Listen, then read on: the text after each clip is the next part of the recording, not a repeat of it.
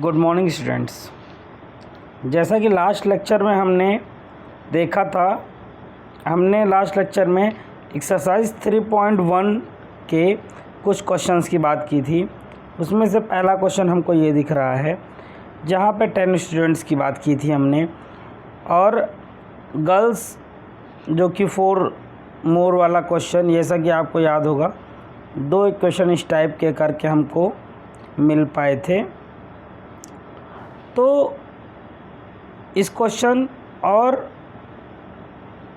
हमने इस क्वेश्चन की बात लास्ट डे कर ली थी। इन दोनों क्वेश्चंस के बाद अगर हम देखते हैं आज जो नया क्वेश्चन आया, एक तो क्वेश्चन नंबर 2 आ रहा है, on comparing the ratios A1/A2, B1/B2, C1/C2, find out whether line representing the following a point are parallel coincided. ये 3 चीज़ें होती हैं, ठीक। अब 3 चीज़ें, अ पॉइंट आर पैरेलल और कंसिस्टेंट, ये 3 हमने आपको जैसे क्लासेस में पहली क्लास जब मैंने ली थी तो मैंने आपको इस चीज़ को एक्सप्लेन किया था कौन क्या होता है। थोड़ा सा आइए आज मैं रिकॉल करा देता हूँ। यहाँ पे आपको आपकी बुक में जैसा कि दिया हुआ ये यहाँ पे देखिए, इस चार्ट की मैं बात करूँ, इस चार्ट की अगर मैं बात करूँ, इस चार्ट में आपको 3 कंडीशन दिख रही हैं। सबसे पहला, इसी को हम क्या बोलते हैं, यूनिक सॉल्यूशन। इसको क्या बोलते हैं, यूनिक सॉल्यूशन या वन सॉल्यूशन। इसी को हम यूनिक सॉल्यूशन या वन सॉल्यूशन बोलते हैं। उसके बाद की मैं बात करूं, उसके बाद की अगर मैं बात करूं, यहाँ पे एक क्वेश्चन ये देखिए हमारे पास ये आ जा रहा है, एक ये आ जा रहा है। यहाँ पे आपको जब इसको अगर आप देखते हैं, इससे पता चलता है क्या होता है, कंसिस्टेंट। कंसिस्टेंट का मतलब क्या होता है, जब लाइन एक दूसरे को ओवरलैप करती है, एकदम एक दूसरे को ऊपर निकल जाए। और यहाँ जो पहला वाला था, पहले वाले में क्या बोलते, इंटरसेक्टिंग लाइन, एक ही पॉइंट मिलेगा। यहाँ पे क्या है, दूसरे वाले में एक लाइन के ऊपर दूसरी लाइन निकल जाती है, तो यहाँ इन्फिनाइट मेनी सोल्यूशन हो जाते हैं। और यहाँ पे क्या हो जाता है, यहाँ पे यूनिक सोल्यूशन। और पैरेलल लाइन का मतलब क्या होता है, लाइन ऐसे चली जाएगी, इसका मतलब होता है नो सोल्यूशन, इसका मतलब होता है नो सोल्यूशन।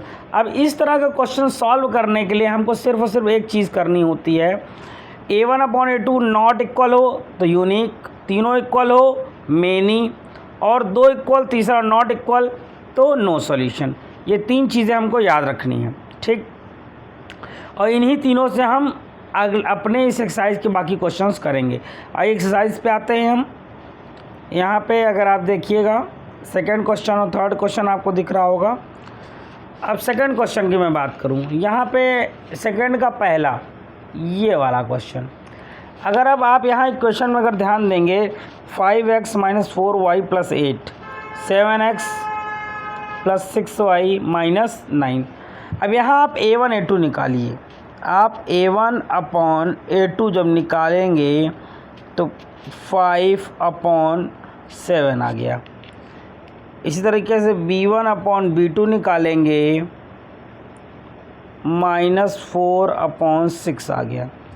इसी तरीके से C1/C2 निकालेंगे,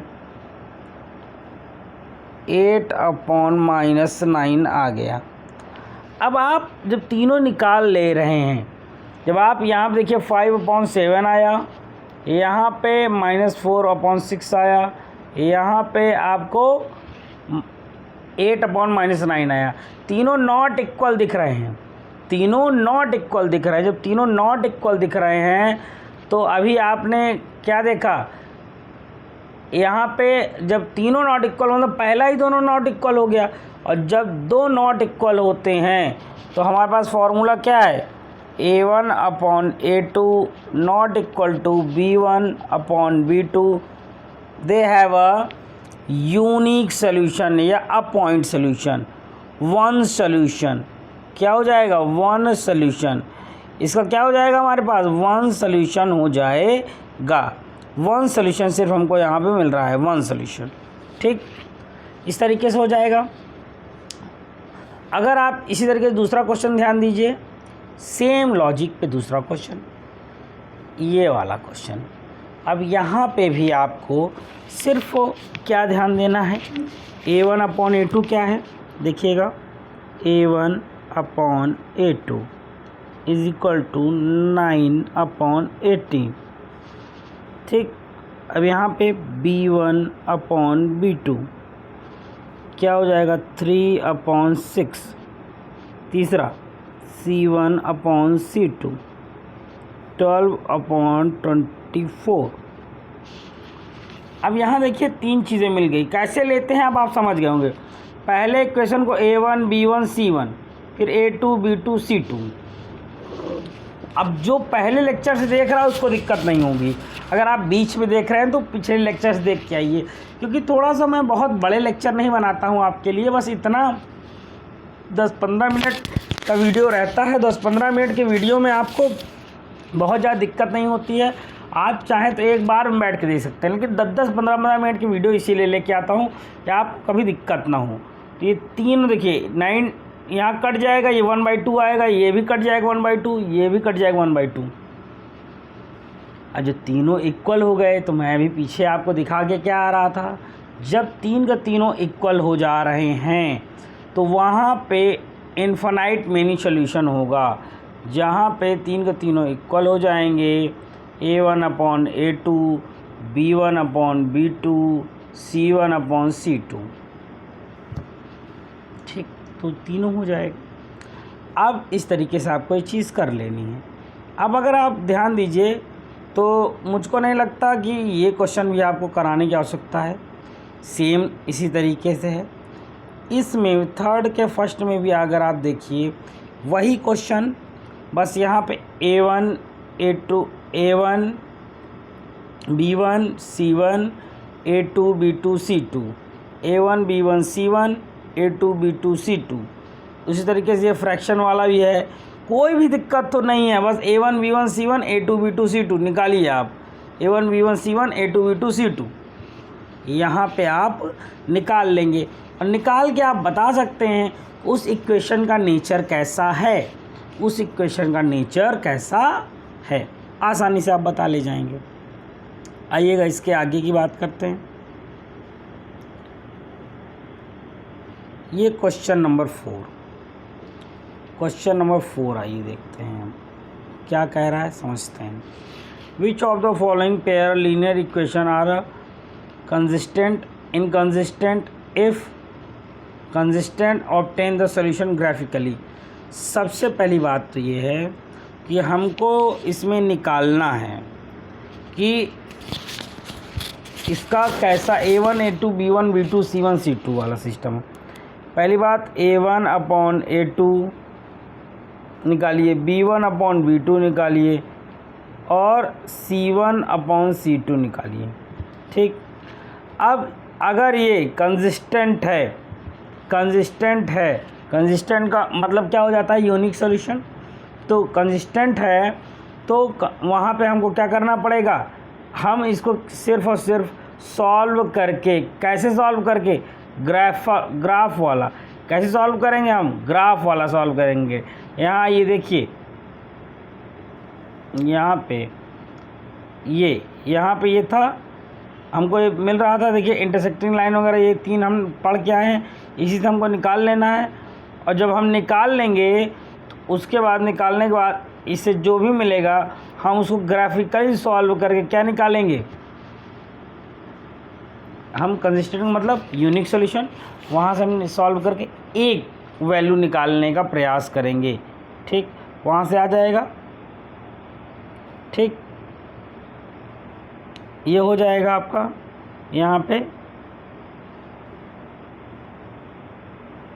अच्छा, कंसिस्टेंट दिया है, कंसिस्टेंट का मतलब मेनी सॉल्यूशन, कंसिस्टेंट दिया हुआ है, मेनी सॉल्यूशन होगा यहाँ पे, ठीक, मेनी सॉल्यूशन होगा यहाँ पे। तो इस तरीके से ये हो जाएगा, आप चेक कर लीजिएगा। उसके बाद की मैं बात करूँ, अब ये 3 वर्ड प्रॉब्लम्स हैं। अब इन वर्ड प्रॉब्लम्स में भी आपको सिर्फ एक चीज़ ही ध्यान देनी है कि अगर आप क्वेश्चन में वो उसका जो मेन फार्मूला फाइंड आउट कर पाएंगे तो सॉल्व करना आसान हो जाएगा। जैसे फिफ्थ वाला क्या कह रहा है, half the parameter of rectangular garden whose length is 4 more than its width is 36, find the dimension of the garden. Half the parameter of a rectangular garden whose length is 4 more than its width। अब मतलब कि जो length है वो length अगर आप जो भी मानेंगे लेंथ ब्रेथ से 4 ज़्यादा है, और क्या कह रहा है उसका हाफ पैरामीटर 36 है। दो इक्वेशन आपको यहाँ स्पष्टता दिख रहे हैं। अब आपको कैसे दिखेंगे, पहली बात सोचिए, पैरामीटर क्या होता है, हम मान ले रहे हैं लेंथ और ब्रेथ कितनी है, x और y है। लेंथ को x मान लिया, ब्रेथ को y मान लिया, ठीक। लेंथ और ब्रेथ x और y मान लिया, पहली बात लेट कर लेते हैं। दूसरी बात, पैरामीटर का फॉर्मूला अगर आपको याद आ रहा हो, पैरामीटर का फॉर्मूला होता है 2l + b। लेंथ ब्रेथ हमने इसको मान लिया, तो आप इसको क्या करेंगे, इसकी जगह आप ये रख सकते हैं, लेकिन हाफ बोल रहा है तो यहाँ 2 की आवश्यकता नहीं है। हाफ बोल रहा है तो 2 की आवश्यकता नहीं, या आप ये कर दोगे तो ये कट जाएगा, तो x + y = हो गया 36। एक इक्वेशन यहाँ से मिल गया मुझको। एक इक्वेशन कहाँ से मिला, x, क्वेश्चन नंबर 5 की बात कर रहा हूँ मैं, x + y = हमको क्या मिल गया 36। एक इक्वेशन मिल गया। दूसरा इक्वेशन क्या बोल रहा है, whose length is 4 more than the width, मतलब लेंथ ज़्यादा है विड्थ से। लेंथ अगर x है और ज़्यादा है, अगर दोनों को सब्ट्रैक्ट करोगे तो क्या आ जाएगा, 4 आ जाएगा। लेंथ ज़्यादा है विड्थ से, तो जब सॉल्व करोगे तो 4 आ जाएगा। इस तरह से हमको दो इक्वेशन मिल गए। दोनों इक्वेशन सॉल्व करके हमको वैल्यू निकाल लेनी है। दोनों इक्वेशन सॉल्व करना है, वैल्यू निकाल लेनी है। वैल्यू निकाल लेंगे आसानी से आ जाएगा, वैल्यू निकाल लेंगे आसानी से आ जाएगा, ठीक। अब आइएगा, चलिए आज 5th तक हो गया है। अब अगले 2 क्वेश्चन नेक्स्ट क्लास के लिए रखेंगे। कल की क्लास में इन दोनों क्वेश्चंस को डिस्कस करेंगे, उसके बाद आगे का लेके चलेंगे। वैसे बहुत बड़ा चैप्टर नहीं है, अगर आप देखें तो उसके बाद इस पे देखेंगे।